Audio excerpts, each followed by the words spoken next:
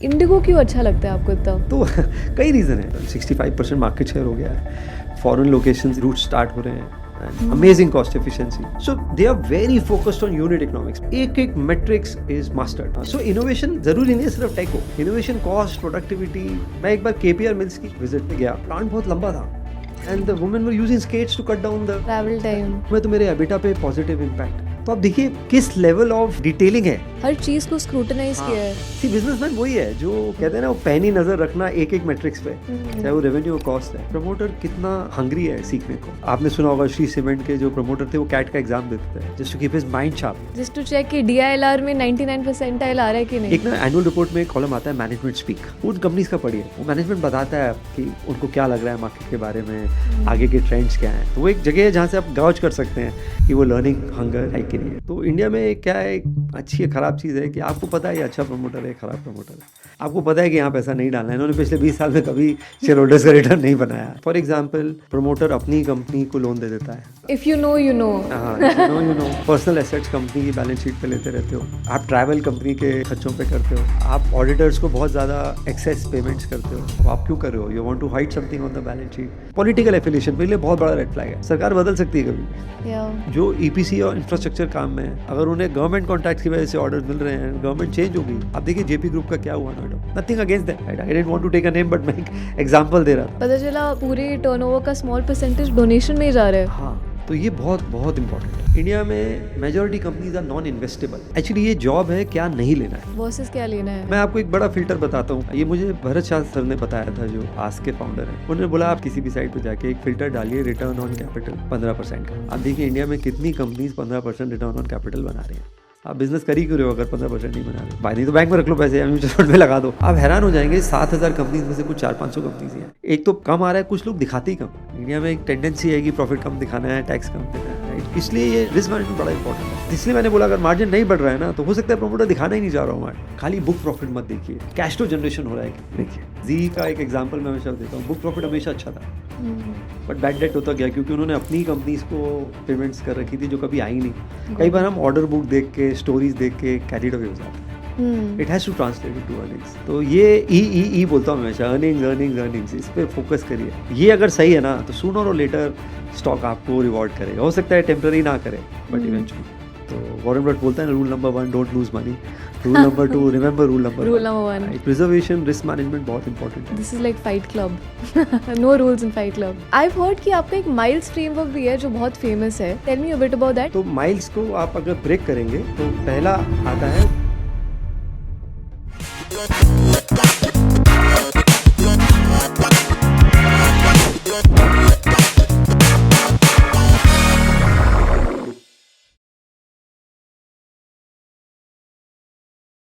Hi Gurmeet, welcome to money talks by Groww. आज का जो टॉपिक है, it's one of our most requested ones, which is stock market की दुनिया में how do we find the underdogs, the multi baggers. So very psyched for this conversation. Thank you for having me और congratulations, stellar IPO and growing so fast. I'll try to do justice. Thank you. Now let's start from the beginning. I know कि आपने wealth कई सालों से manage की है।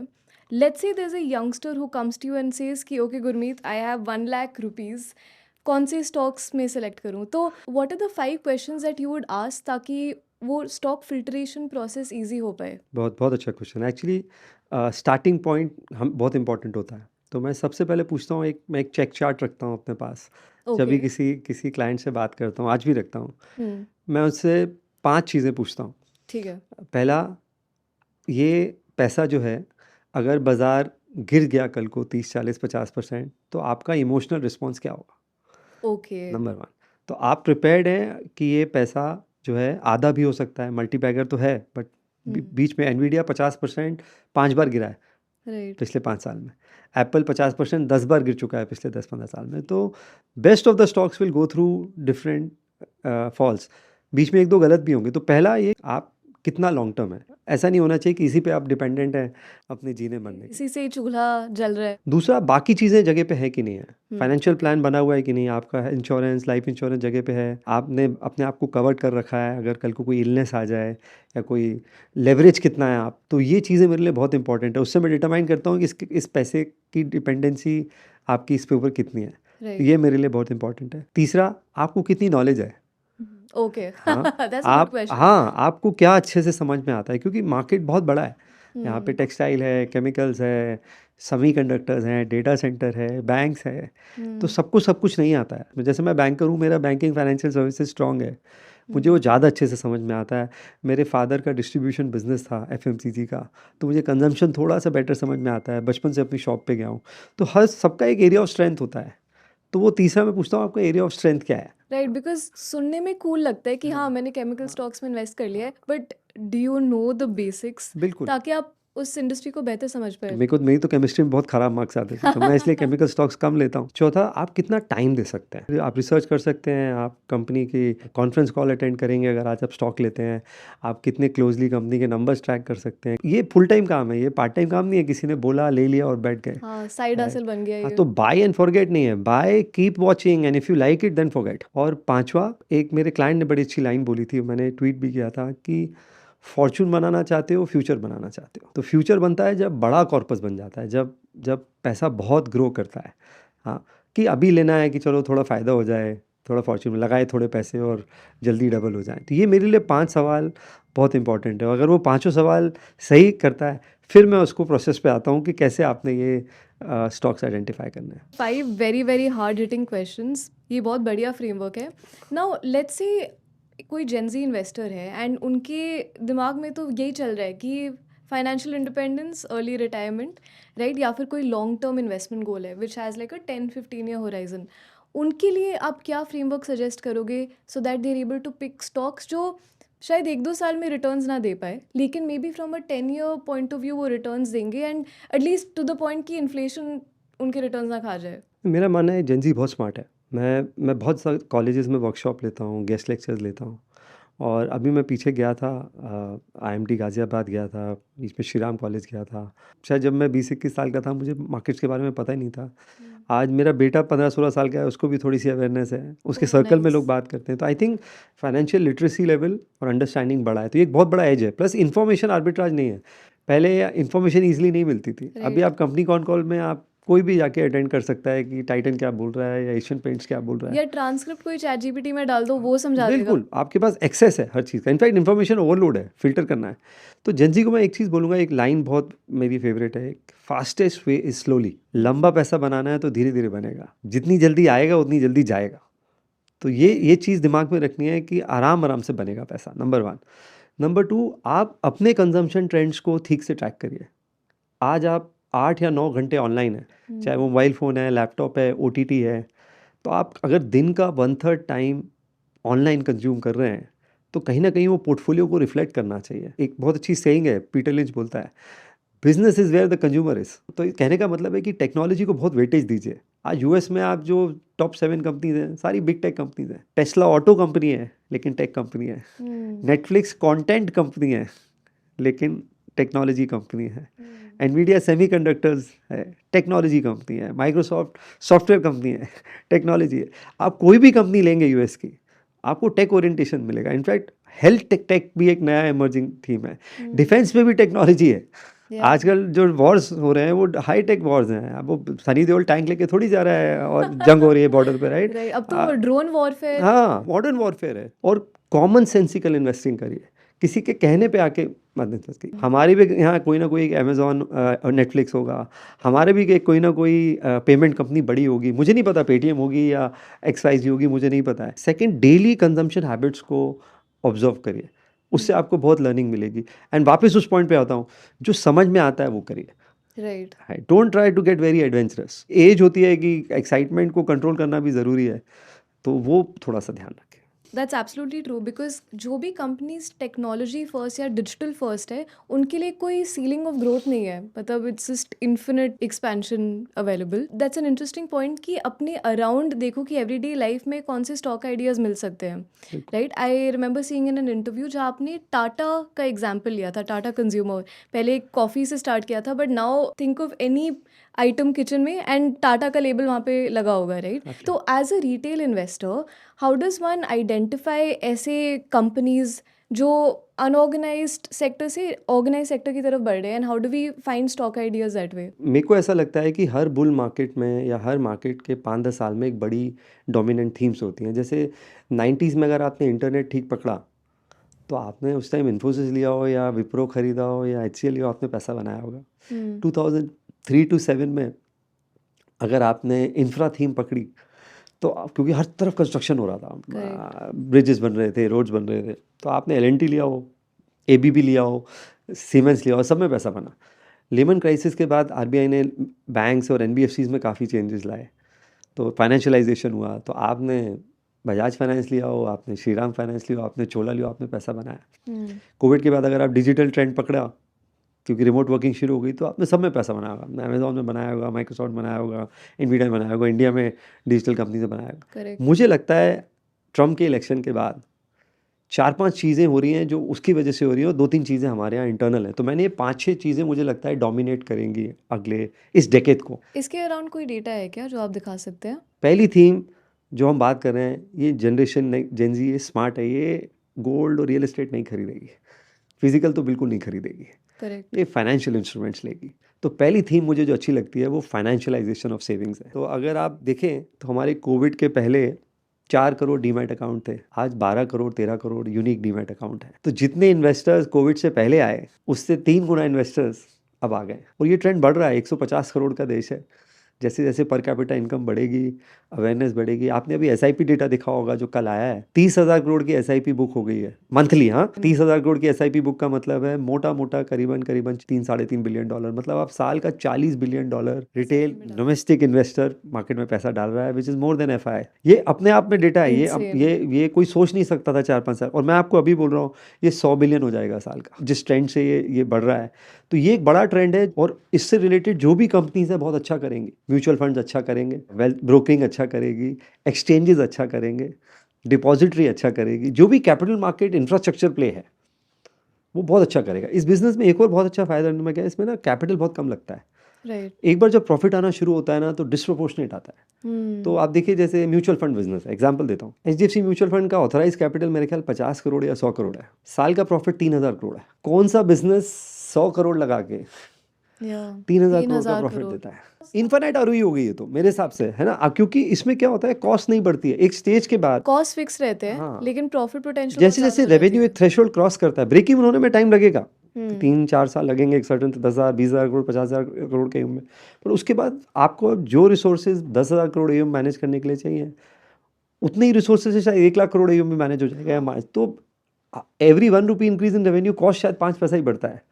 Incremental cost कम होगी, कम but उसका जो इम्पैक्ट होगा बहुत वो नॉन जबरदस्त। लीनियर है। तो ये मेरे हिसाब से एक बहुत बड़ी थीम है, और ये ज्यादातर इसमें ये भी टेक है, एक तरीके से फिनटेक है। I can see some data यहाँ पे भी कि हाँ, SIP SIP का ये थोड़ा पुराना डेटा, डीमैट देखिए आप, अकाउंट्स देखिए जो मैंने डेटा दिया है, मतलब एक हम सेक्युलर ट्रेंड है हाँ, हम इंक्रीज की 1 तरफ। करोड़ डीमैट, एक टाइम था हम एक क्वार्टर में 1 करोड़ डीमैट ऐड कर रहे थे। थोड़ा सा पिछला 6 महीना थोड़ा मार्केट वोलेटाइल रहा है, तो मुझे लगता है ये बहुत बड़ा ट्रेंड है। तो कैपिटल मार्केट प्ले आपके पोर्टफोलियो में होना चाहिए। तो ये मेरे हिसाब से पहली theme. Got it. Number 1 is financialisation of savings. ठीक है, नेक्स्ट थीम। नंबर 2 मुझे लगता है, अगर आप पिछली स्लाइड्स पे वापस आएंगे तो मोबिलिटी में क्या हो रहा है कि बहुत लोग नहीं जानते, 90s में इंडिया और China same number of cars बेचते थे। आज हम साल की 40 लाख गाड़ियां बेचते हैं, चाइना 2 करोड़ गाड़ियां बेचता है। इतना बड़ा गैप हो गया। तो चाइना आज बाइक्स और कार सेम बेचता है, ओह इंटरेस्टिंग। है ना। इंडिया अच्छा। में बाइक्स 3 गुना 4 गुना ज़्यादा बिकती हैं, हाँ वही। है ना। तो मुझे लगता है ये ट्रेंड कैचअप होगा। अभी एक सर्वे हुआ था कि 2 करोड़ बाइक एस्पिरेंट्स कार लेना चाहते हैं जब GST कट्स हुए। पिछले 3-4 साल से ऑटो में कुछ हुआ नहीं कोविड के बाद। तो मुझे लगता है मोबिलिटी, और इसमें क्या हो रहा है, ट्रेंड चेंज हो रहा है, EV आ रही है, हाइब्रिड आ रही है। आई गेस जब डिस्पोजेबल इनकम बढ़ती है सो देन वो एक नॉर्मल गुड की तरह आप ग्रेजुएट करते हो from a 2 wheeler to a 4 wheeler, क्योंकि वही एस्पिरेशनल होता है। और कार स्मार्टर हो गई है। आप दिल्ली NCR में रहते हैं, आप दिन में 3-4 घंटे तो गाड़ी में, तो आपको कार में फीचर्स चाहिए। करेक्ट। हम इसे कनेक्टेड फीचर्स बोलते हैं। हाँ, आपको कार में स्मार्ट म्यूजिक सिस्टम चाहिए, टच स्क्रीन चाहिए, मॉडर्न फीचर्स चाहिए। तो जो कार के वैल्यू चेन में है मोबिलिटी के, वो बहुत पैसा बना रहे हैं। आपने US में देखा है, ड्राइवरलेस कार आ गई है।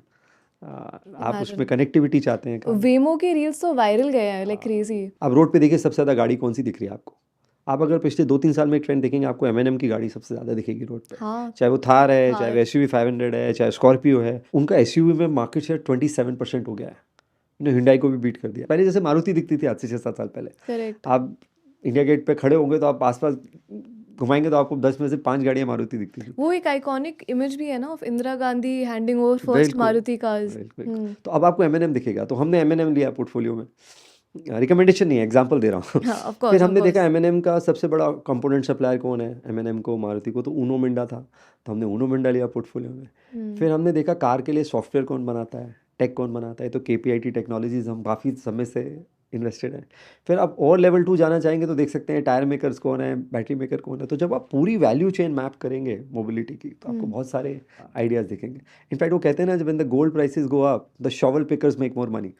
तो जब बड़ी ट्रेंड चलता है तो एंसिलरी ज़्यादा पैसा बनाती है। हम पहले गाड़ी लेते थे एकदम बेसिक मॉडल, और फिर करोड़ बाग या कहीं जाके उसमें कुछ फीचर्स ऐड करा देते थे। आज आप टॉप एंड लेना चाहते हो, आप कार में सारे फीचर्स चाहते हो, तो जितना प्रीमियमाइजेशन बढ़ेगा उतना जो वैल्यू प्रोवाइडेड प्लेयर्स हैं कार में वो उतना ज़्यादा गेन करेंगे। इन अ वे आप अपने इन्वेस्टमेंट्स को हेज भी कर रहे हो, बिकॉज आपको शायद पता नहीं कि ईवी की थीम चले ना चले, लेकिन ancillaries will still supply to both, hybrid हो, ईवी हो, बिल्कुल या फिर मतलब रेगुलर पेट्रोल डीजल कार हो। बिल्कुल। So from that perspective also it make sense. Best selling model बदल सकता है, हाँ आज वही। महिंद्रा है, कल को कुछ और हो सकता है, बट कंपोनेंट सप्लाई इतनी आसानी से बदलते नहीं है। एग्जैक्टली। मैं उनके चेन्नई के प्लांट में गया R&D के, बहुत इंप्रेस हुआ देख के। Oh wow. और जो इनोवेशन वो कर रहे हैं, जो वो फीचर्स दे रहे हैं आप कार में, जो कार का लुक है वो, इनफैक्ट 2030 तक वो कह रहे हैं हमारे 7 और मॉडल आएंगे आइस प्लेटफॉर्म में, which is a combustible engine, 5 आएंगे EV प्लेटफॉर्म पे, और फिर बाकी तो उनका जो एक इनोवेशन पाइपलाइन है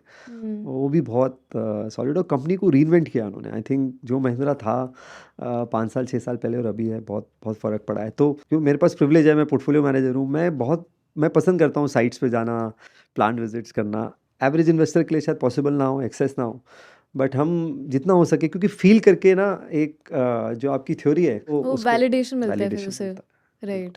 तो बहुत बहुत अच्छा कर रहा है M&M। ट्रैक्टर में 44% मार्केट शेयर हो गया है। LCV जो लाइट कमर्शियल ट्रक होता है, 5 टन वाला, 10 टन से कम वाला, उसमें उसका 50% मार्केट शेयर है। SUV में 27% मार्केट शेयर है। तो ये टर्न अराउंड आपको हर सेगमेंट में देखने को मिल रहा है। So this is theme number 2। Theme हाँ, नंबर 3 कौन सी है अब? तो मुझे लगता है ये इंडिया का मैन्युफैक्चरिंग का डेकेड है। ओके। और अगर आप सिंपल उसमें देखें तो एक बड़ा अच्छा, रमेश दमानी जी ने एक बहुत अच्छी बात बोली थी एक इंटरव्यू में। उन्होंने बोला कि वर्ल्ड को 2 इवेंट्स ने शेप किया है। फॉल ऑफ बर्लिन वॉल इन 1989, जब बर्लिन वॉल गिरी तो ग्लोबलाइजेशन शुरू हुआ, US ने अपनी कंपनीज ने आउटसोर्स किया।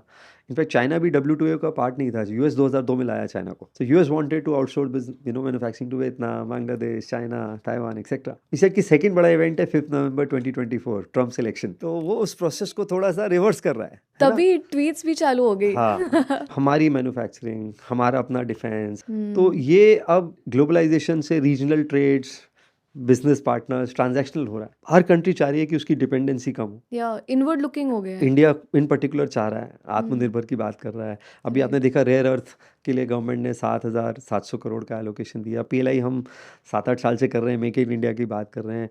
एनर्जी में हम कह रहे हैं हम न्यूक्लियर रिएक्टर खोल देंगे प्राइवेट सेक्टर के लिए, परसों अनाउंसमेंट आई है। तो ये जो सेल्फ डिपेंडेंस है मैन्युफैक्चरिंग के लिए बहुत बढ़िया, और हमको ज़रूरत भी है। हमें लोगों को एग्रीकल्चर से, बाकी सेक्टर से निकालना है। सर्विस ने हैवी लिफ्टिंग कर दी जॉब्स की। AI वाली एज में अब सर्विस कंट्रीब्यूशन नहीं कर पाएगा। जैसे इंडिया में 70% पॉपुलेशन यंग है, आपको जॉब क्रिएट करना है, बिना मैन्युफैक्चरिंग का होगा नहीं। तो आज हमारा मैन्युफैक्चरिंग का शेयर GDP में 14% है, और गवर्नमेंट का ऑफिशियल टारगेट 25% है।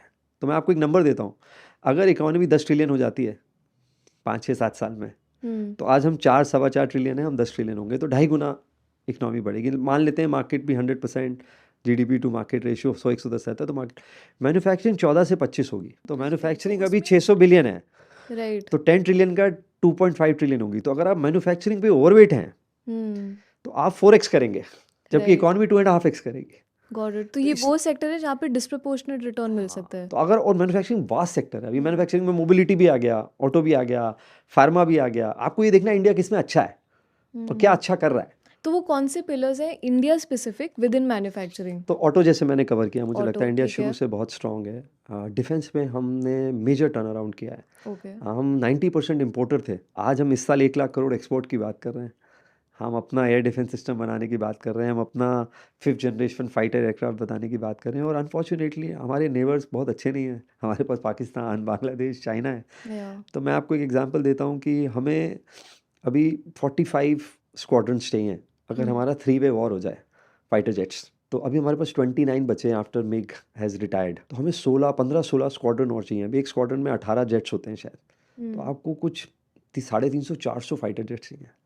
एक जेट कुछ 600-700-800 करोड़ का होता है, आई थिंक रफाल कुछ 700 करोड़ का था। कितनी बड़ी रिक्वायरमेंट आप सोचिए। हम अपना अगर 5th जनरेशन एयरक्राफ्ट बनाएंगे तो हमें कितने कंपोनेंट मेकर्स चाहिए होंगे, आप सोचिए। कोई हम्म ब्लेड्स बनाएगा, कोई गेयर हैंडलिंग सिस्टम बनाएगा, कोई लैंडिंग सिस्टम बनाएगा, कोई प्लेन में कितने पार्ट्स होते हैं, बहुत ही कॉम्प्लेक्स है।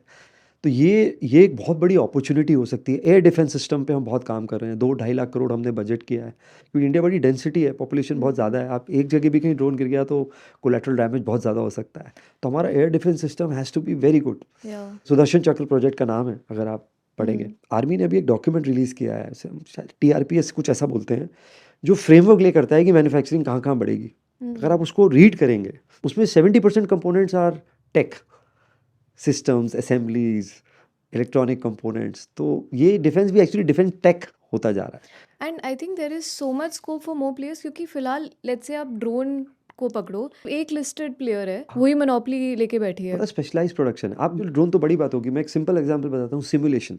हम्म अब सबको तो आप बॉर्डर पे ट्रेन नहीं कर सकते। वर्ल्ड में सिमुलेटर बेस्ड ट्रेनिंग 80% है, इंडिया में फिजिकल ट्रेनिंग 80% है। तो आप सोचिए सिमुलेटर्स का कितना बड़ा डिमांड है, आर्मी में, नेवी में, एरोस्पेस में। करेक्ट। एक और आपको बताता हूँ, सर्वेलेंस। हमारे बॉर्डर्स बड़े अजीब है। म्यांमार के साथ हमारा 1400 किलोमीटर का बॉर्डर है, हमारा LOC इतना कॉम्प्लेक्स है।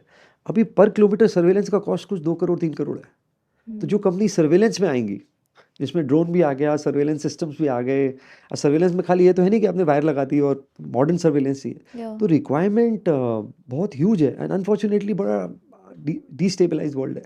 हर जगह कॉन्फ्लिक्ट है। मैंने एक बार ChatGPT यूज़ किया था कि दुनिया में कितनी कॉन्फ्लिक्ट हो रही है, आप गेस करिए कितना आया। 52। हमें सिर्फ 3-4 दिखाई देती हैं। अफ्रीका में 9 कॉन्फ्लिक्ट्स हैं, साउथ अमेरिका में 3-4 कॉन्फ्लिक्ट्स हैं, ये यहाँ अजरबैजान अर्मेनिया लड़ रहे हैं। हमें मेन दिखता है रशिया, यूक्रेन, ईरान, इजराइल। अभी मैं उस पर नहीं आया हूँ कि इंटरनल जो कॉन्फ्लिक्ट्स हैं, जो मॉइस्ट हैं, वो कितने हैं। तो अनफॉर्चुनेटली है, we are in a very volatile world. या तो डिफेंस स्पेंडिंग बढ़ती जाएगी। US यूरोप को कह रहा है 5% ऑफ द GDP आप स्पेंड करिए डिफेंस पे।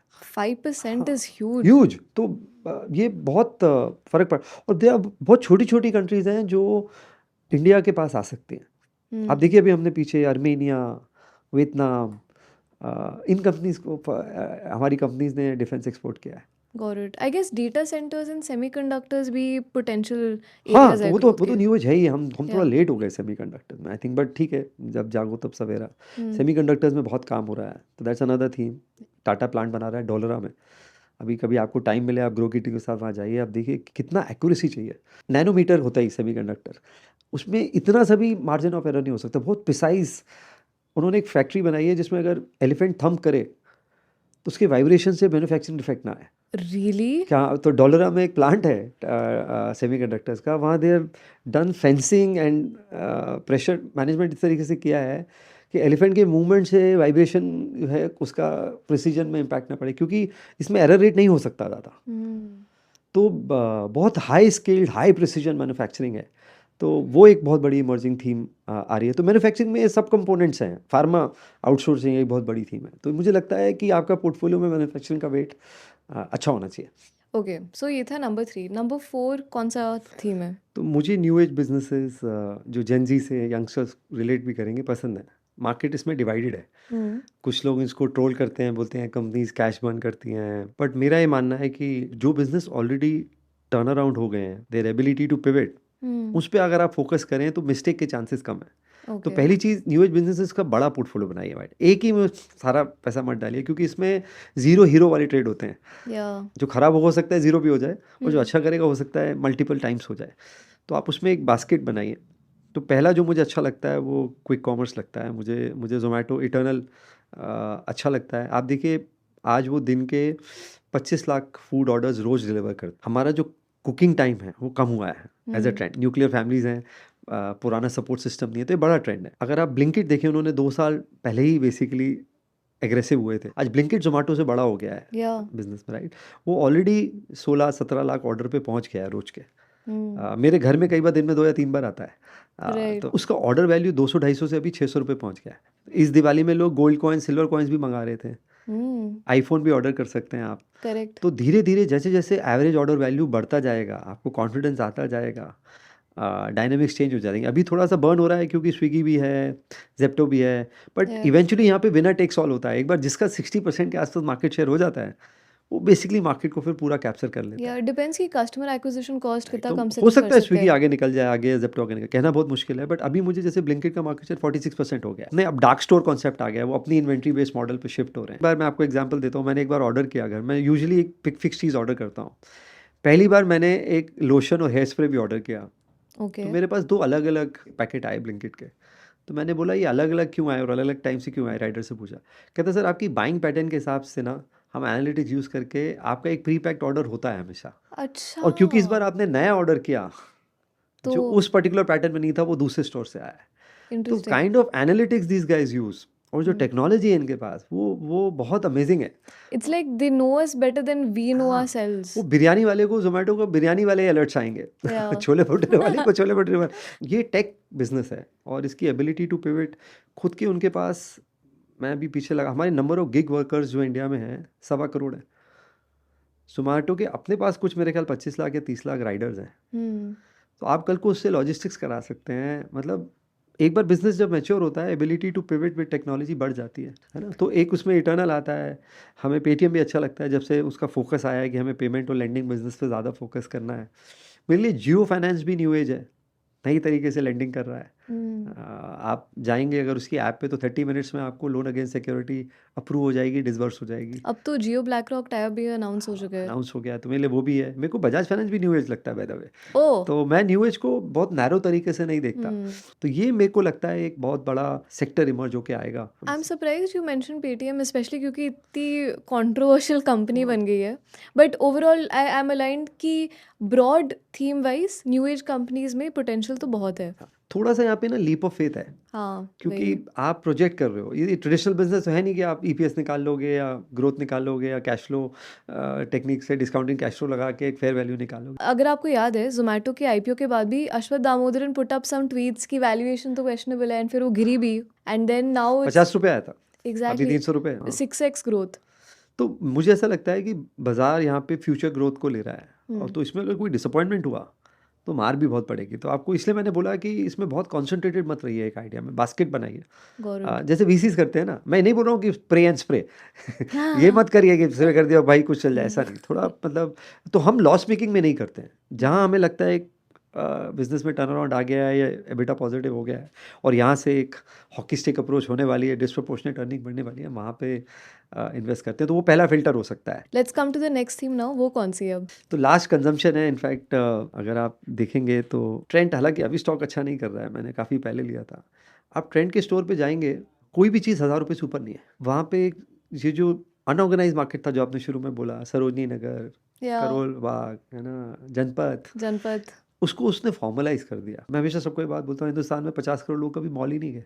या तो वो एक एक्सपीरियंस ट्रेंड ने दिया उनको, और ट्रेंड एक स्टोर के थ्रू में शुरू हुआ था, वेस्ट साइड के अंदर था। या एंड अब तो गली गली में अब ज़ूडियो है। जूडियो, अब जूडियो एक्चुअली हर 3 दिन में 2 स्टोर बीच में उन्होंने खोले हैं, या जब स्पीड एक्सपैंड करी थी। अभी थोड़ा सा ग्रोथ रेट मॉडरेट हुआ है जो एक सर्टेन स्केल पे आता है, बट ब्यूटीफुल बिजनेस है। जो वॉइड आई थिंक शीएन के बैनिंग ने क्रिएट किया था वो ज़ूडियो ने परफेक्टली फिल कर दिया। हमें डॉम्स अच्छा लगता है, स्टेशनरी बनाते हैं बच्चों की, वो राइट। बहुत ही ब्यूटीफुल स्टेशनरी बनाते हैं। मेरी डॉटर एक बर्थडे पे गई, वो रिटर्न गिफ्ट लाई डॉम्स का, तो मैंने देखा इतना सुंदर स्टेशनरी था, पेंसिल, रबर, शार्पनर, बॉक्सेस। तो वो एक चिल्ड्रन कंजम्पशन में भी प्रीमियमाइजेशन हो रहा है। You want even stationery to look good. या हमारे टाइम तो एक वो नटराज या किसी का एक रबर या पेंसिल बहुत होता फेबर था। कासल। हाँ, हमारे लिए कंजम्पशन ट्रेंड्स हर लेवल पे हैं, चिल्ड्रन लेवल पे, जेनजी लेवल पे, मिलेनियल्स लेवल पे।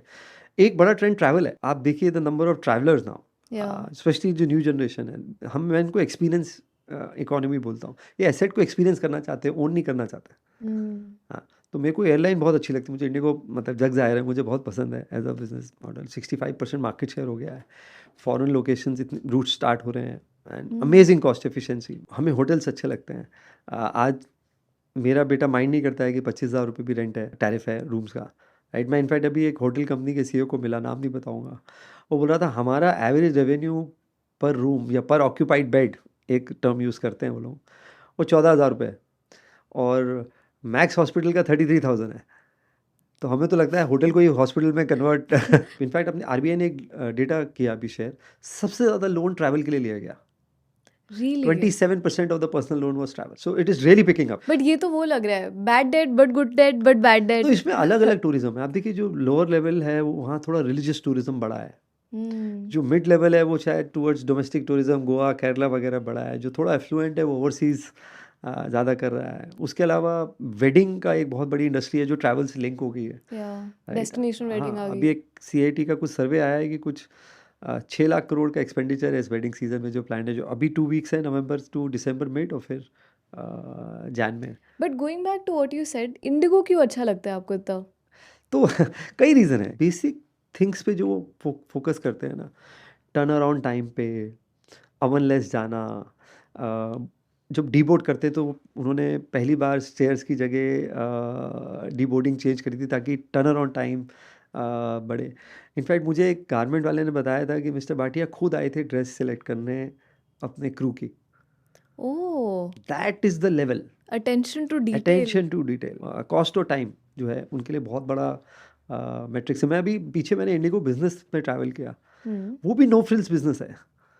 अनलाइक विस्तारा जहाँ आप आ रहे हैं, कोई आपको जूस दे रहा है, फिर आपको मेन्यू आ रहा है, so Vistara is premium, right. IndiGo business is comfort, good broad seats, they give you a nice food hamper to enjoy, and again much cheaper than the normal.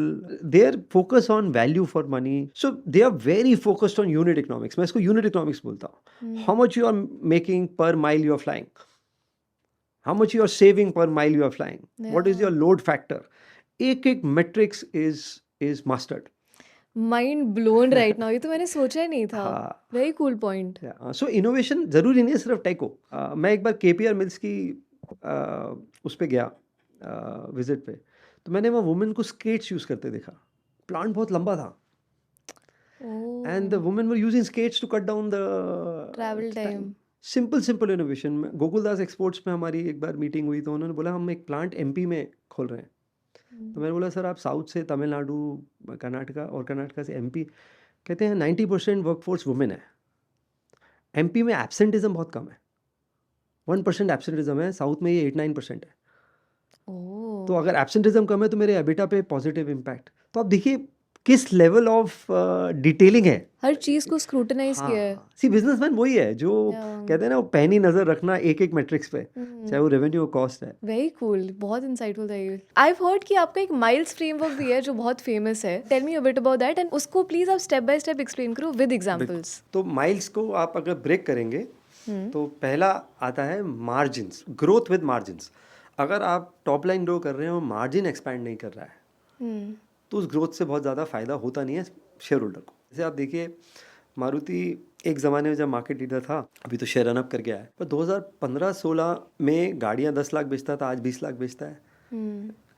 But margin उसका जो है डबल डिजिट से single digit आ गया था, क्योंकि उसने premiumisation trend नहीं पकड़ा, वो एसयूवीज पे ठीक टाइम पे कर नहीं पाया, तो शेयर प्राइस इतना मूव नहीं किया। ऊनो मिंडा उसी पीरियड में 2014-15 में उसका मार्जिन 5 से 12% हो गया। सेल 1700 करोड़ से आज 25-30 हज़ार करोड़ है, स्टॉक 200x है।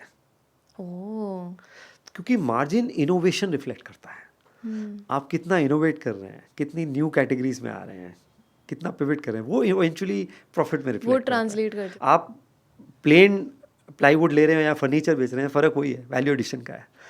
आप स्टील खरीद रहे हैं या पाइप खरीद रहे हैं, तो एस्ट्रल ज़्यादा पैसे बनाएगा टाटा स्टील से। मार्जिन एक्सपेंशन सेल्स ग्रोथ के साथ बहुत इंपॉर्टेंट। बहुत सारे एग्जांपल्स हैं, डीवीज का मार्जिन कंपेयर करिए सन फार्मा से। आप फार्मा में भी देखेंगे जहाँ मार्जिन एक्सपेंशन हुआ वहाँ डिस्प्रोपोर्शनेट वेल्थ बना है, क्योंकि आप और R&D कर रहे थे, आप और मॉलिक्यूल्स को कमर्शियलाइज कर रहे थे। तो मार्जिन रिफ्लेक्ट करता है आप कितना R&D कर रहे हैं, कितना फोकस कर रहे हैं प्रोडक्ट में वैल्यू एडिशन बढ़ाने में, इवेंचुअली वो आपके नंबर्स में रिफ्लेक्ट करता है। अभी रिसेंटली अगर आप मारुति के फिगर्स देखें, वहाँ पे सेल्स बढ़े, नेट सेल्स बढ़े, लेकिन मार्जिन घटा है, तो उसका क्या इंटरप्रिटेशन है? मतलब इसका कन्वर्स। वो एक क्वार्टर में हो सकता है, जैसे इन्वेंट्री अभी GST कट हुआ, तो लोगों ने थोड़ा इन्वेंट्री स्टॉक, तो एक क्वार्टर का नहीं है। बट अगर कंसिस्टेंटली मार्जिन कम हो रहा है, जो मारुति के केस में हुआ, बीच में तो 6-7% रह गया था, स्टॉक ने 6-7 साल जीरो रिटर्न दिया, तो ये वन ऑफ हो सकता है तब तक। ओके, तो एक क्वार्टर इंपॉर्टेंट नहीं, लेकिन अगर ट्रेंड डिक्लाइनिंग मार्जिन का है तो वो ये सिग्नल कर रहा है कि कहीं ना कहीं कस्टमर आपको प्रीमियम नहीं दे रहा है for the products you are offering. और कमोडिटाइज बिजनेस जितना होगा उसमें उतना मार्जिन कम होगा। अंडरस्टूड। है ना, स्टील कोल, यहाँ पे मार्जिन नहीं होगा। कॉम्प्लेक्स प्रोडक्ट होगा, वैल्यू एडेड प्रोडक्ट होगा, या ब्रांड स्ट्रांग होगा, वहाँ पे मार्जिन ज़्यादा होगा। तो पहला है सेल्स के साथ मार्जिन ग्रोथ, तो M stands for that, I stands for innovation, innovation. Very important, again link to margin. For example Neuland labs है, न्यूलैंड लैब्स पहले जेनरिक एपीआई बनाता था, which is active pharmaceutical ingredient, जो ड्रग का पार्ट होता है बेसिकली, करेक्ट। एपीआई बोलते हैं। और फिर वो मूव किया मोर कॉम्प्लेक्स एपीआई में, सोफिस्टिकेटेड पेप्टाइड्स। तो पेप्टाइड्स थोड़ा टेक्निकल वर्ड है, पेप्टाइड्स बेसिकली अमीनो एसिड्स की चेन को ब्लॉक को बोलते हैं। ओके। और अमीनो एसिड से इवेंचुअली पेप्टाइड बनता है, पेप्टाइड से प्रोटीन बनता है। तो smaller block of amino acid is peptide, okay. More complex block of amino acid and peptide becomes protein, right. तो वो पेप्टाइड्स में गया, साथ में वो सीडीएमओ में आया, कॉन्ट्रैक्ट मैन्युफैक्चरिंग करने लगा इनोवेटर कंपनीज के लिए। आज आप स्टॉक देखिए, मेरे ख्याल 20x हो गया होगा पिछले 4-5 साल में, ह्यूजली इन्वेस्टेड इन R&D। तो कॉन्ट्रैक्ट मैन्युफैक्चरिंग का एग्जाम्पल है।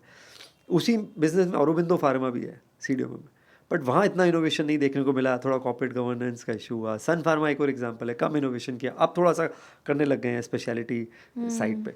तो फार्मा कंपनी के लिए तो बहुत इंपॉर्टेंट है अगर आप कंटिन्यूसली R&D नहीं कर रहे हैं। मैंने अभी आपको बताया नंबर 1 ड्रग जो है मंजारो है, GLP-1, Ozempic। जिसने वो कर दिया, एली लिली है जिनका सेल है, वो आप देखिए उसका नंबर क्या है। तो कॉन्टिन्यूसली आपको यहाँ पे R&D करना, और क्योंकि ये तो ह्यूमन लाइफ और हेल्थ का है। हमने लॉरेस लैब में इन्वेस्ट किया था बहुत पहले, स्टॉक बहुत ख़राब कर रहा था, लेकिन वो कॉन्टिन्यूसली एक्सपेंशन और R&D में इन्वेस्ट करता जा रहा था। लॉरेस लैब एक ऐसी कंपनी थी जिसमें 25% स्टाफ साइंटिस्ट और R&D में था।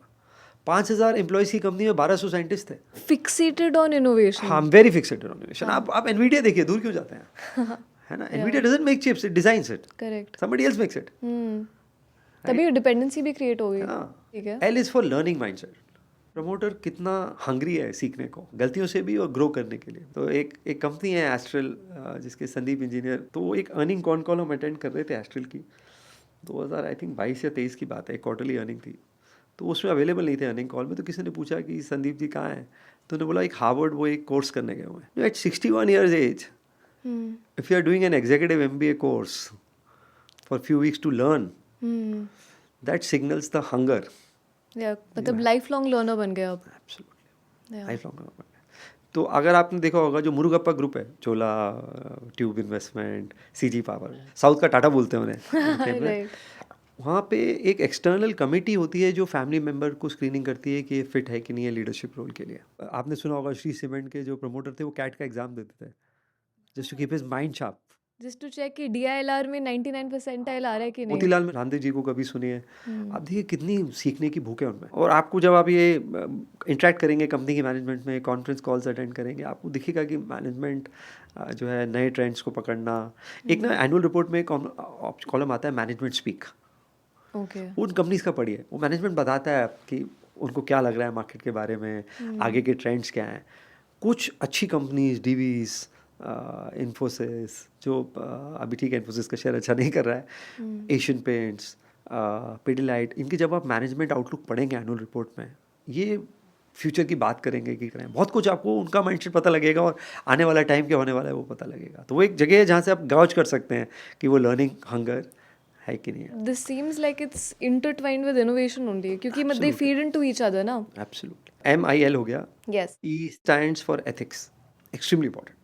तो इंडिया में एक अच्छी है खराब चीज़ है कि आपको पता है ये अच्छा प्रमोटर है, खराब प्रमोटर है। इंडिया में काफ़ी जगह ब्लैक एंड वाइट है। राइट। कुछ प्रमोटर ग्रुप्स हैं, उन्होंने कभी किसी का पैसा नहीं बनाया, आपको पता है कि यहाँ पैसा नहीं डालना है, इन्होंने पिछले 20 साल में कभी शेयर होल्डर्स का रिटर्न नहीं बनाया है ना। फॉर एग्जाम्पल, प्रमोटर अपनी कंपनी को लोन दे देता है। If you know you know. हाँ, if you know you know. Personal assets company की बैलेंस शीट पे लेते रहते हो। हाँ, आप ट्रैवल कंपनी के खर्चों पे करते हो, काफी आप ऑडिटर्स को बहुत ज़्यादा एक्सेस पेमेंट्स करते हो। राइट। वो आप क्यों कर रहे हो? You want to hide something on the balance sheet. तो एक फॉरेंसिक चेक्स करके है, मैंने एक आपसे स्लाइड शेयर करी है, इसमें आपको बहुत सारे रेवेन्यू कैसे रिकॉग्नाइज होता है, अकाउंटिंग कितनी एग्रेसिव है, काफी सारे ये criteria काफ़ी है। सारे फॉरेंसिक चेक्स हैं। अगर आप पढ़ेंगे कुछ चीज़ें बड़ी ही पॉलिटिकल एफिलिएशन के लिए बहुत बड़ा रेड फ्लैग है। सरकार बदल सकती है कभी भी। जो EPC और इंफ्रास्ट्रक्चर काम में है, अगर उन्हें गवर्नमेंट कॉन्ट्रैक्ट की वजह से ऑर्डर मिल रहे हैं, गवर्नमेंट चेंज हो गई, आप देखिए JP ग्रुप का क्या हुआ नोएडा में। Nothing against them, right, I didn't want to take a name, but मैं एक एग्जांपल दे रहा था। Specially in infra capital goods, जो लॉन्ग जेस्टेशन प्रोजेक्ट्स होते हैं ना, जहाँ B2G बिजनेस बोलते हैं, बिजनेस टू गवर्नमेंट, करेक्ट। वहाँ पे पॉलिटिकल एफिलिएशंस बहुत चेक करिए। पता चला पूरे टर्नओवर का स्मॉल परसेंटेज डोनेशन में ही जा रहा है। तो ये बहुत बहुत इंपॉर्टेंट है। देखिए सेबी ने कितनी बार फाइन किया है किसी प्रमोटर एंटिटी को, ये डेटा मिल जाएगा, आप एक्सचेंज फाइलिंग में मिलेगा कि कितनी बार फाइन लगा है, कितनी बार सेटलमेंट किया है। आज तो इंटरनेट है, सब मिलता है, अवेलेबल है। कौन से प्रमोटर्स हैं जो एनसीएलटी में गए हैं बार बार। इनफैक्ट मैं आपको एक बात बोलूँ, मुझे ये कहना नहीं चाहिए, इंडिया में majority companies are non investable. Actually ये जॉब है क्या नहीं लेना है, वर्सेस क्या हाँ। लेना तो है। मैं आपको एक बड़ा फिल्टर बताता हूँ। ये मुझे भरत शाह सर ने बताया था, जो आस्क के फाउंडर हैं। या उन्होंने बोला आप स्क्रीनर पे या मनी कंट्रोल पे जाके किसी भी साइट पे जाके एक फ़िल्टर डालिए रिटर्न ऑन कैपिटल 15% का। आप देखिए इंडिया में कितनी कंपनीज 15% रिटर्न ऑन कैपिटल बना रही हैं। आप बिजनेस कर ही क्यों रहे हो अगर 15% नहीं बना रहे हो। भाई नहीं तो बैंक में रख लो पैसे या म्यूचुअल फंड में लगा दो। आप हैरान हो जाएंगे 7,000 कंपनीज में से कुछ 400-500 कंपनीज ही हैं। ओह, मतलब 50% से भी तो ये एक मतलब बहुत बड़ा फिल्टर है, ज़्यादा। इसको यूज़ करिए। और मैं एक क्वार्टर का नहीं बोल रहा हूँ रिटर्न ऑन कैपिटल, एक ट्रेंडिंग देखिए। कई बार आप कैपेक्स करते हो तो रिटर्न ऑन कैपिटल थोड़ा सा कम हो जाता है कुछ पीरियड के लिए, तो obviously you have to link it with lot of factors, right. एक तो कम आ रहा है, कुछ लोग दिखाते ही कम है। इंडिया में एक टेंडेंसी है कि प्रॉफिट कम दिखाना है, टैक्स कम देना है, राइट। तो वो इसलिए ये, हाँ, इस रिस्क मैनेजमेंट बड़ा इंपॉर्टेंट है। ठीक तो है। जिसका, इसलिए मैंने बोला अगर मार्जिन नहीं बढ़ रहा है ना, तो हो सकता है प्रमोटर दिखाना ही नहीं चाह रहा हो मार्जिन। और लास्ट है scale, ability to think big. वो हंगर से लिंक्ड है, एल से, but you can really have to think big. जैसे हमने नहीं सोचा था कि इटर्नल इतना बड़ा हो जाएगा। किसने सोचा था कि आज फॉर एग्जांपल हम डिफेंस में एक्सपोर्ट कर पाएंगे। हम अपने ड्रोन्स, अपने anti aircraft systems, Pinaka rockets, हम क्या क्या बना रहे हैं, राइट। तो ability to think scale at a bigger pace is very very important. मतलब आई थिंक यहाँ पे बिगेस्ट लिमिटिंग फैक्टर आपकी खुद की इमेजिनेशन ही होगी। Absolutely, absolutely. रिलायंस एक परफेक्ट एग्जांपल है। या अभी ऑयल एंड गैस कंपनी से आज आप धीरे धीरे न्यू एनर्जी कंपनी हो रहे हो, आप टेक कंपनी हो रहे हो through Jio platforms. I think hats off to the group. I mean इतने बड़े बिजनेस को टर्न करना, एंड हर सेक्टर को पेनिट्रेट करना है, और हर आप सेक्टर देखिए, को पेनिट्रेट करके डिसरप्ट हर करना ग्रुप पूरा। नहीं कर पाया। या जो रिलायंस के साथ के बिजनेस ग्रुप्स हैं, आप Yeah. टाटा और रिलायंस को हटा दीजिए, तो पुराने कॉन्ग्लोमरेट्स में इतना वर्सेटैलिटी नहीं हो बहुत पाया। रेयर है। हाँ, right। तो इतने बड़े एलिफेंट को मूव करना बड़ी बात है। तो ये हर लेवल पे पॉसिबल है, छोटी कंपनी में और पॉसिबल है। और मुझे लगता है जो हमारी मिड साइज टेक कंपनीज हैं, जब एआई एडॉप्शन शुरू होगा, अभी का एआई का बिल्डिंग स्टेज है, इंफ्रास्ट्रक्चर स्टेज है, semiconductors, hardware, AI infrastructure, spending money वाला। फिर एआई का एडॉप्शन फेज आएगा, लर्निंग फेज आएगा। आई थिंक वहाँ Indian companies will be very very important. और वहाँ पिवट करना बहुत, वो जो कंपनी कर पाएगी वो बहुत बड़ी हो जाएगी। Got it. So this is a very comprehensive and robust framework. अब इसको हार्ड फिल्टर्स में डालते हैं so that anyone जिसके पास एक 9 to 7 का जॉब है, उनके पास ज़्यादा टाइम नहीं है, they are able to assess stocks, identify good stocks कम समय में, राइट। एंड इन अ वे कि हम वो एरर भी साइड स्टेप कर पाए कि जैसे आपने कहा कि जब कई बार कुछ लोग अंडर रिपोर्ट करते हैं तो we have to take a combination of filter so that एक एक्यूरेट पिक्चर मिले। तो वो कैसे दिखता है? हम 7-8 घंटे ऑनलाइन है, ओटीटी कंटेंट बहुत कंज्यूम कर रहे हैं। नेटफ्लिक्स का मार्केट कैप रिलायंस से भी बड़ा है। हमारी सबसे बड़ी कंपनी 220-230 बिलियन डॉलर वैल्यूएशन की है, नेटफ्लिक्स अकेला 300 बिलियन डॉलर के ऊपर है। तो इंडिया में भी एक ओटीटी प्लेटफॉर्म होगा जो बड़ा बनेगा, वो जियो हॉटस्टार है या कौन at some point of time. तो आप कंटेंट में एक कंपनी आइडेंटिफाई करिए कि आप कैसे उसमें इन्वेस्ट कर सकते हैं। आप ई कॉमर्स में एक कंपनी आइडेंटिफाई करिए। आप ऑटो जो हमारा सेगमेंट है कि सेल बढ़ने वाला, उसमें आइडेंटिफाई करिए। ट्रैवल में एक कंपनी आइडेंटिफाई करिए। पहले आप ब्रॉड 5-6 थीम्स जो मैंने बताई हैं उसमें आप कॉमन सेंसिकल तरीके से then get to the return ratios. Okay, कौन किस अर्निंग मल्टीपल पे है, don't pay 100-200 P, most cases you will get it wrong. Overpay मत करिए किसी बिजनेस को। और एक और ट्रेंड है, जो सब ले रहे हैं उसमें थोड़ा केयरफुल हो जाइए। मैं हमेशा मानता हूँ जहाँ पूरी भीड़ जाती है उसका पीक बन जाता है। तो एक फनीली मैं बोलता हूँ, जब म्यूचुअल फंड का आईपीओ आ जाए ना, थीमेटिक फंड, उस सेक्टर का पीक होता है। आप देखिए डिफेंस का एनएफओ आया लास्ट ईयर, वो डिफेंस का पीक था। राइट। माइक्रो कैप का एनएफओ आया नवंबर में, वो उसका पीक था। हो गया। डिजिटल बिजनेसेस का एनएफओ आने शुरू हो गए थे 23 एंड में। जब सब करने लग जाए मतलब भाव में आ गया, प्राइस डिस्कवरी हो गई। थर्ड, आप देखिए हर बिजनेस के थोड़ा सा सीखने की भी ज़रूरत है, आपको पढ़ना पड़ेगा। हर बिजनेस को आपको अलग अलग मेट्रिक्स से एवेल्युएट करना पड़ता है। अब कंज्यूमर बिजनेस को आप पी से एवेल्युएट कर सकते हो, लेकिन फाइनेंशियल बिजनेस को प्राइस टू बुक से एवेल्युएट करना पड़ेगा कि कोई बुक वैल्यू पे कितना है। तो अगर बहुत टेक्निकल लग रहा है तो म्यूचुअल फंड करिए है ना? आपको डायरेक्ट प्लान में 50 पैसे फीस देनी है, रेगुलर प्लान में 1.5% 2% फीस देनी है, आपका एडवाइजर लेगा। Let the best guy do it for you, don't try and do everything yourself. Let's pick on return ratios for example, तो वो एग्जैक्ट हार्ड लाइन फिल्टर्स क्या हो सकती है? जैसे you mention ROC more I then think ROC 15%। Double digit पहला filter and है। ROC consistently improving, ठीक है। राइट? तो 1 क्वार्टर 2 क्वार्टर एवरेशन मत लीजिए। I think second is ability to generate free cash flow. खाली बुक प्रॉफिट मत देखिए, कैश फ्लो जनरेशन हो रहा है देखिए, है ना? जी का एक एग्जांपल मैं हमेशा देता हूँ। बुक प्रॉफिट हमेशा अच्छा था, बट बैड डेट होता गया क्योंकि उन्होंने अपनी कंपनीज को पेमेंट्स कर रखी थी जो कभी आई नहीं, चाहे वो राइट, डिश टीवी हो, चाहे सिटी केबल हो, ये हो। तो प्रॉफिट कैश फ्लो में कन्वर्ट हो रहा है कि नहीं हो रहा गॉट है इट। ना? कैश फ्लो स्टेटमेंट आती है, हम P&L और बैलेंस शीट देखते हैं, कैश फ्लो स्टेटमेंट भी होती है साथ में, उसमें देखिए फ्री कैश फ्लो बढ़ रहा है कि नहीं। Right, Okay. Vodafone for example free cash flow कितने सालों से नेगेटिव है, डेट बढ़ता जा रहा है, दैट्स अ गुड हिंट, ठीक है। राइट? वो देखिए। तीसरा वैल्यूएशन मैट्रिक्स देखिए, जैसे for example new age businesses हैं, राइट? उनको आप प्राइस टू सेल्स भी देख सकते हैं, और अगर प्रॉफिटेबल है तो ऑब्वियसली PE पे देख सकते हैं, राइट? और अगर कैपिटल इंटेंसिव बिजनेस है तो एक बिजनेस एक मैट्रिक है EV by EBITDA. EV by EBITDA ये कहता है कि कितने साल के अर्निंग से कंपनी की कॉस्ट रिकवर हो सकती है। अगर 10 है मतलब मैं 10 साल के प्रॉफिट से उसकी एंटरप्राइज वैल्यू रिकवर कर सकते हो। राइट? तो सारा जो फोकस है ना वो बॉटम लाइन है, कितना अर्निंग्स है, कितना कैश फ्लो है, इसको इग्नोर मत करिए कभी। कई बार हम ऑर्डर बुक देख के, स्टोरीज देख के कैरिड अवे हो जाते हैं। It has to translate into earnings. Right, तो ये ई बोलता हूँ हमेशा, अर्निंग्स अर्निंग्स अर्निंग्स, इस पे फोकस करिए, राइट? ये अगर सही है ना तो सूनर और लेटर स्टॉक आपको रिवॉर्ड करेगा। हो सकता है टेम्पररी ना करे, बट इवेंचुअली करेगा। लेट्स से हमने 10 स्टॉक पिक किए, सिर्फ 3-4 ही मल्टी बैगर बन सकते हैं, but how do we ensure कि जो बाकी 6-7 है वो इतने लॉस या फिर नेगेटिव वैल्यू ना दे कि पहले के 3-4 के प्रॉफिट से रोड हो जाए? देखिए ये बहुत मुश्किल है, गलती तो होगी। राकेश झुंझुनवाला सर ने भी कुछ कुछ स्टॉक्स में लिटरली जीरो कर लिया था, 50% लॉस नहीं, ऑलमोस्ट। DHFL में लॉस हुआ, A to Z में कुछ उन्होंने इन्वेस्ट किया था, उसमें बहुत लॉस हुआ। मोतीलाल ने मनपसंद बेवरेज में इन्वेस्ट किया हुआ था एक टाइम पे।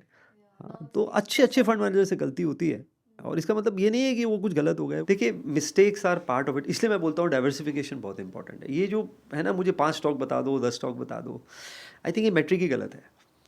पोर्टफोलियो ओवरऑल अच्छा करना चाहिए, 10 हो, 20 हो, 50 हो। निपॉन स्मॉल कैप का रिटर्न 23-24% कैगर है 10 साल का। आपको पता है उसमें कितने स्टॉक्स हैं? 183। 183? लास्ट जो मैंने चेक किया था, अभी बढ़ गया होगा। Oh my God. Peter lynch ने 28% कैगर जनरेट किया 20 साल तक, 100 स्टॉक्स थे। 100 स्टॉक्स। तो ये वो कहते हैं ना, आप कितने स्टॉक्स होने चाहिए, वो अनिल सिंह भी बोलते हैं बच्चे कितने होने से वाली बात है, आप कितने अच्छे से पाल सकते हैं। तो स्टॉक्स भी आप उतना लीजिए जितना आप अच्छे से रिसर्च कर सकते हैं। मैं मानता हूँ एक रिटेल इन्वेस्टर 100 स्टॉक्स नहीं ट्रैक कर सकता, तो मैं नहीं बोल रहा हूँ कि 100 स्टॉक्स लीजिए, बट फिक्सेटेड मत रहिए कि मुझे 10 ही लेने हैं, 5 ही लेने हैं, कॉन्सेंट्रेटेड इन्वेस्टिंग से ही पैसा बनेगा, ऐसा नहीं है। Concentrated investing double edge sword है। ये भी हो सकता है कि बाजार बहुत अच्छा करो और आपके 5 ही स्टॉक्स हैं उसमें 2 खराब हो गए और आपने कुछ नहीं किया। Yeah, because at the other end of the spectrum you will see Mr. Warren Buffett, मतलब 45% ऑफ पोर्टफोलियो एप्पल ही था, राइट? तो मतलब there are two different investing styles, it depends कि पर्सन टू पर्सन क्या है। आई एम सेइंग आप में ability है क्या लॉस लेने की उस कैपिटल पे, Yeah, वो कंसंट्रेशन डिसाइड करे। मैं तो हमेशा ये बोलूँगा ये वर्ल्ड बहुत डिसरप्टिव है। यहाँ कौन सा बिजनेस कब आउटडेटेड हो जाएगा आपको पता नहीं लगेगा। टेक्नोलॉजी डिस्ट्रप्शन है, गवर्नमेंट पॉलिसीज डिस्ट्रप्शन है, इन्वायरमेंट डिस्ट्रप्शन है। अभी AQI बढ़ जाता है तो कंस्ट्रक्शन बंद हो जाता है, उसमें अब कंस्ट्रक्शन कंपनी की क्या फॉल्ट है? yeah, सडनली 1-2 क्वार्टर खराब हो गए, पता लगा स्टॉक गिर गया। ऐसा नहीं है कि स्टॉक खराब है। yeah, एक कंपनी है तेजस नेटवर्क, एग्जांपल देता हूँ, वो 5G 4G साइट्स बनाता है BSNL के लिए। BSNL ने 5G का ऑर्डर ही नहीं आ रहा 6 महीने से, पुरानी पेमेंट भी रिलीज नहीं हो रही, तो वर्किंग कैपिटल भी खराब हो गया, बिजनेस भी खराब हो गया, कंपनी ने 2 क्वार्टर लॉस निकाला है। स्टॉक वेंट अप टू 1500, अब 400-500 रुपये भी है। अच्छा, Tata company, right? What I am trying to say is, अगर आप कॉन्सेंट्रेटेड इन्वेस्टिंग कर रहे हैं तो सिक्लिकल बिजनेसेस को अवॉइड करिए। राइट, जितना बिजनेस टू कंज्यूमर होगा, गवर्नमेंट इंटरवेंशन कम होगा, उतना अच्छा है। तो इंफ्रास्ट्रक्चर, ऑयल एंड गैस है ना, टेलीकॉम, इसमें गवर्नमेंट इंटरवेंशंस हैं, तो you have to be careful. यहाँ पे कॉन्सेंट्रेटेड इन्वेस्टिंग मत करिए। yeah, so I would suggest diversify enough. I usually don't go beyond 10% in a stock. That is my personal take. That's not and it's not a hard fast rule. Yeah. Second, आप ये देखिए अगर stock में liquidity कितनी है, अगर आप बेचने जाएंगे तो would you be able to Sell it आराम or से not? Liquidate with little impact cost, right? Because specially there are small micro caps in a bad time you are not able to sell. हाँ. Circuits लगते हैं to a combination of mutual funds. ये आपने 10 stocks ले लिए, अच्छी बात है, आप साथ में म्यूचुअल फंड में भी एसआईपी करिए. म्यूचुअल फंड का पोर्टफोलियोज भी ट्रैक करते रहिए, वो स्टॉक्स क्या क्या ले रहा है. Keep learning, keep evolving, Yeah. Right? मैं एक्टिव पोर्टफोलियो मैनेजर हूँ, मैं आज भी 50% एसआईपी करता हूँ of 100 rupees I save every month. Oh. Right? एक बॉर्डर पिक्चर में डायलॉग है, हम ही हम है तो क्या हम है, तुम ही तुम हो तो क्या तुम. तो मार्केट में बहुत लोग अच्छे हैं. Yeah. ऐसा नहीं है कि मेरा ही स्टाइल बेस्ट है या Yeah. मुझे ही सब कुछ आता है. Got it. I think Right. diversification is key. Yeah, यहाँ and पे. learn from people. You are getting a Prashant Jain, a Naren, a Nilesh Shah, so many good fund managers by paying 1% fees. Yeah, take advantage of that wisdom, and then also implement it on yourself. Don't make it a competition. एक और scenario based question पूछती हूँ मैं. Speaking of mister Jhunjhunwala and mister Buffett, now Rakesh Jhunjhunwala ji ने Titan की holding staggered तरीके से increase की थी from 6 rupees to 35 rupees, whereas Warren Buffett sir put some 45% lump sum in Apple. तो आपके हिसाब से व्हाट इज़ बेटर, SIP और lump sum? See, if you're a salaried guy, it also depends on your cash flows, ना? अगर आपके cash flows regular आते हैं, सैलरी के फॉर्म में आते हैं, तो obviously staggered investing is the best way to do it. But let's say if you are a actor or you are a contractor, right? You get paid on an assignment basis, तब आप SIP कर ही नहीं सकते, आपके cash flows irregular हैं. तो पहला अपना कैश फ्लो देखिए. सेकेंड, मेरा ये मानना है कन्विक्शन धीरे धीरे बनता है. तो आप कंपनी को थोड़ा टाइम दीजिए. हो सकता है 1-2 क्वार्टर बहुत अच्छा करे और सडनली 1 क्वार्टर वंडर और 2 क्वार्टर वंडर. तो I would always suggest as a retail investor, gradually build the position. Okay. तो वॉरेन बफेट बोलता है ना, rule number 1 don't lose money, rule number 2 remember rule number Rule number one. तो preservation, risk management बहुत important है. This is like fight club. No rules in fight club.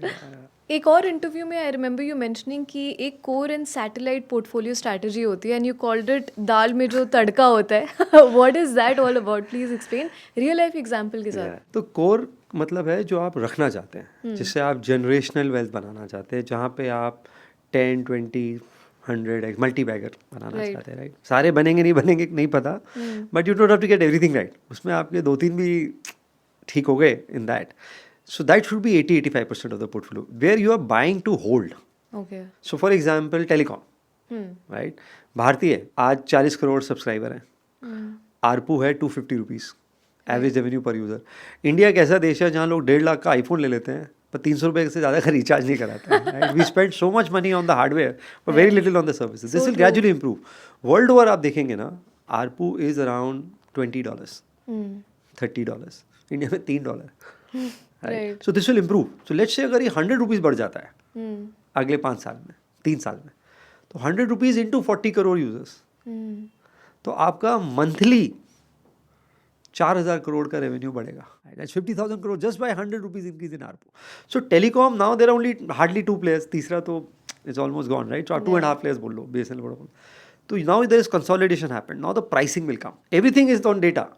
Yeah. All this digital, everything is on, availability. वो of- lifeline है. Absolutely. So यहाँ पे earnings secular है. You will not see too much aberration in earnings. So that should be your core portfolio where the size of the opportunity, the earnings can grow continuously secularly for a long period of time. जब Titan पे आ जाते हैं बार बार, तनिष्क का turnover 3,000 crore था 2004 में, आज profit 3,000 crore है. So see the disproportionate growth in the earnings. आप डिवीज देख लो, आप HDFC बैंक देख लो, उनका 10 साल पहले क्या प्रॉफिट था, आज क्या प्रॉफिट पूल है, Got it. Right? So size of the opportunity, consistency of earnings, secular nature of the business, less cyclicality. Her business थोड़ा cyclical होता है, but as I said, less cyclicality. This should be a core portfolio. इसको ज़्यादा मत छेड़ो until the fundamental thesis changes. ठीक है. तो that's 85%. एंड बाकी 15%? That I call satellite, which is something where you're buying to sell, okay. right? तो So there intention he is वो an है. opportunity which you think, which has come either because of a government regulation or because of a corporate action. या वो stock इतना टूट गया है कि इतना डिजर्व ही नहीं करता था. कई बार डिस्प्रपोर्शनेटली हम किसी स्टॉक को पनिश कर देते हैं, या उसमें कुछ मर्जर होने वाला है, डीमर्जर होने वाला है, राइट? तो उस इवेंट बेस्ड होगा, ट्रिगर बेस्ड होगा. एग्जांपल देता हूँ, अभी पीछे TVS होल्डिंग 1-1.5 साल पहले 3 में स्प्लिट हुआ. So they were giving Sundaram Clayton, TVS holding and one preference share जिसमें वो कुछ 9% का डिविडेंड दे रहे थे, तो वैल्यू अनलॉकिंग हो रही थी उसमें। राइट। तो आपने एंटर किया, 6 महीने बाद stock also more than doubled, आपने एग्जिट कर दिया, है ना। पीछे रिलायंस ने हर शेयर पे एक जियो फाइनेंस का शेयर दिया था, तो टेम्प्रेरी पीरियड के लिए आपने रिलायंस का वेटेज बढ़ाया क्योंकि उसकी बुक वैल्यू पे आपको मिल रहा था। आज जियो फाइनेंस 300 रुपये का है, अगर आपने रिलायंस लेके जियो फाइनेंस लिया होता as part of the deal, you would have probably got it at 160-180 bucks, या राइट। अभी जैसे रिफाइनरी में हमने देखा कि refining margin suddenly shot up, इतने सैंक्शंस लग रहे थे और रिफाइनिंग मार्जिन एकदम से शॉर्ट अप हो गए, और रिफाइनिंग स्टॉक पिछले 4-5 साल से मरे पड़े थे, right. World over refining shortage है क्योंकि सब क्लीन एनर्जी और न्यू एनर्जी, किसी ने रिफाइनिंग कैपेसिटी नहीं बढ़ाई, राइट। तो रिफाइनर्स बहुत सस्ते अवेलेबल थे, Chennai petroleum 1/3 of the replacement cost available था, और सारे रिफाइनर्स MRPL, और आप देखो पिछले 2-3 महीने में 30-40-50% जंप आया है because the refining Singapore margins, diesel. तो ये अपॉर्चुनिटी है, either the stock is beaten down और एज आई सेड कोई कॉर्पोरेट एक्शन हुआ है, या इवेंट बेस्ड है, या फॉर एग्जांपल जैसे आप AC या कंपनीज को खरीदते हो समर सीजन से पहले, मान लीजिए आपको AC वाले स्टॉक काफ़ी नीचे हैं, हाइपोथेटिकली ब्लू स्टार या वोल्टा, या आपको 25-30-40% नीचे और बहुत पीक समर आ गया और आपको लग रहा है यार this season could be a little better, तो वो आपकी टैक्टिकल बेट्स होती हैं। Got it. तो there you are buying to sell, you may get it wrong also, right. हमने एक कंपनी खरीदी थी, छोटी कंपनी है, नाम नहीं बताऊंगा। उस कंपनी का मार्केट कैप 1000 करोड़ था और उसके ऊपर डेट था, और उसके बाद लैंड पार्सल 1500 करोड़ का था जो वो बेच रहा था, जो कंपनी में ही था। तो वो स्टॉक उस समय 80 रुपीज़ का था, हमने लिया, वो 130-140 रुपीज़ हो गया, क्योंकि सिंपल कंपनी ने अनाउंस किया था वी वांट टू मोनेटाइज। तो ये आपको कई बार मिसप्राइस्ड अपॉर्चुनिटी, मार्केट का यही ब्यूटी है, कई बार किसी शेयर को कम परफॉर्मेंस पे ज़्यादा रिवॉर्ड कर देगा, कई बार किसी शेयर को अच्छे परफॉर्मेंस के बाद भी पनिश कर देगा, है ना। ये मार्केट का नेचर है। तो कई बार मिस प्राइसिंग हो जाती है उस चीज़ की, या अपॉर्चुनिटी होती है, तो वो आप। Speaking of these arbitrage opportunities, मैं आपको 2 केस स्टडीज़ दूंगी, ठीक है।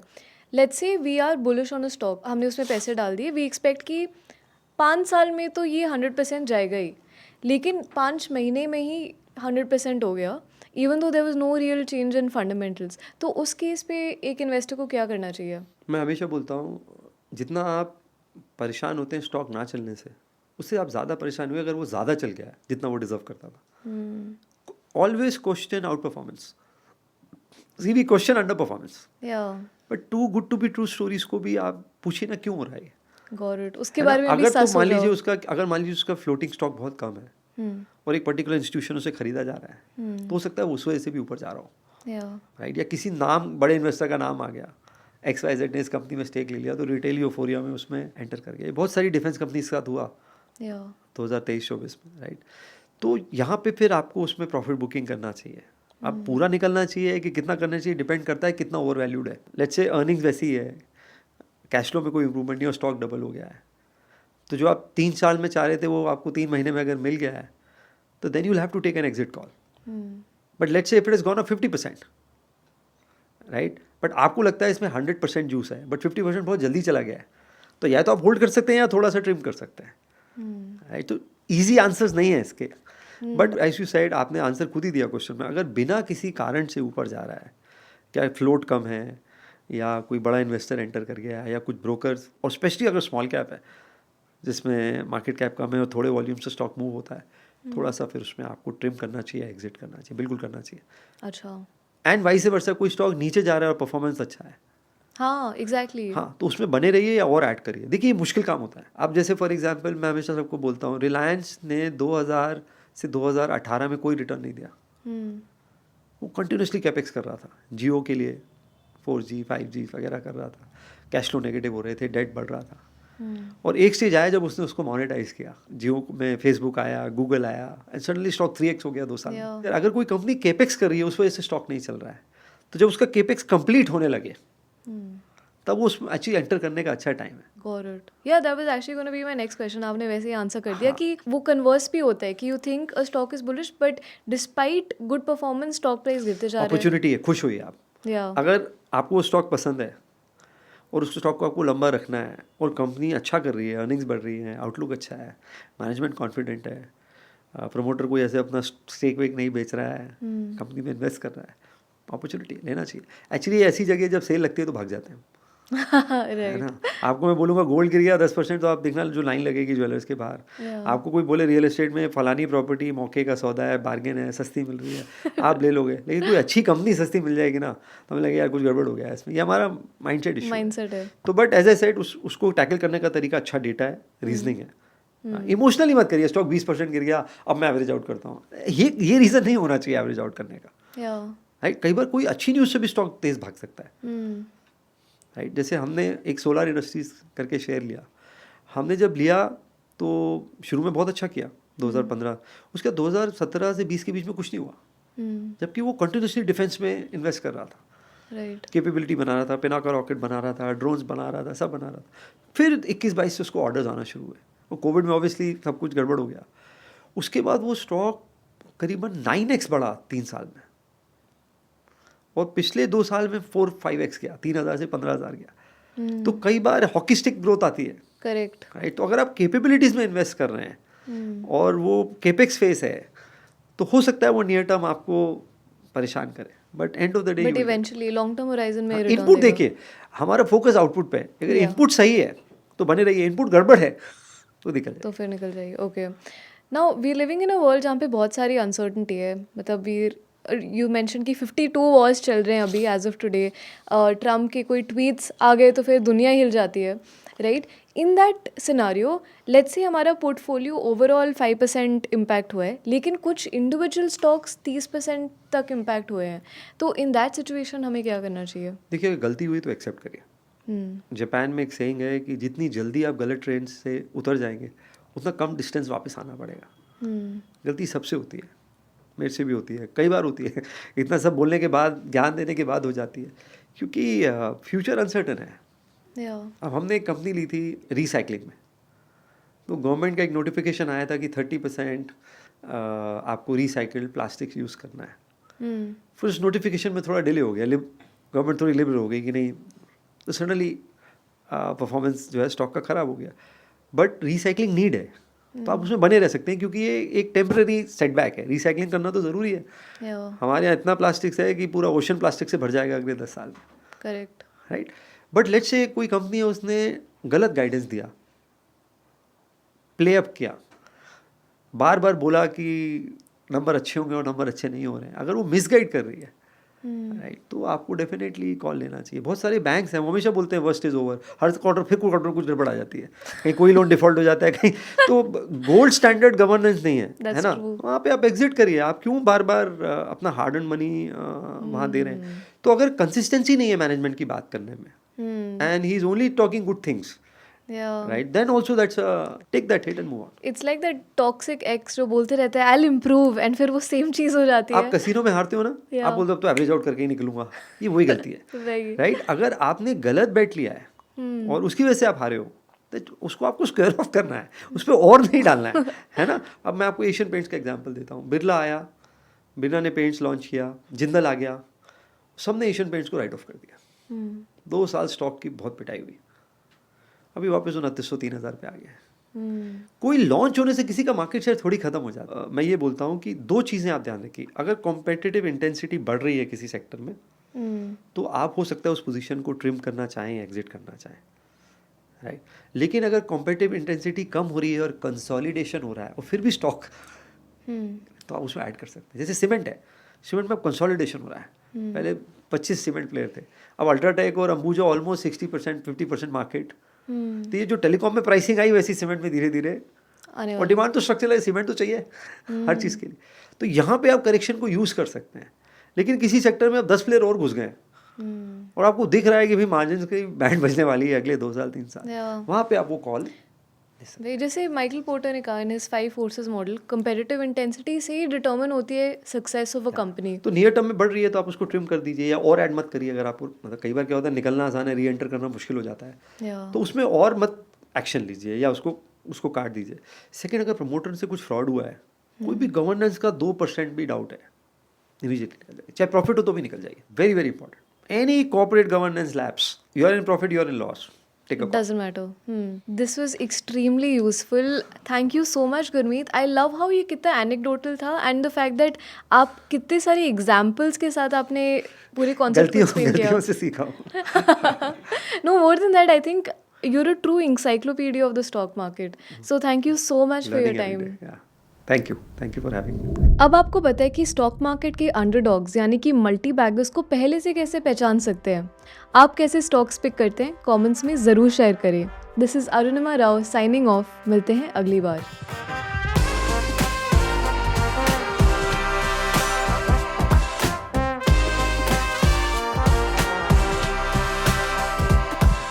Investment in securities market are subject to market risks. Read all the related documents carefully before investing. Please read the risk disclosure documents carefully before investing in equity shares, derivatives, mutual fund, and or other instruments traded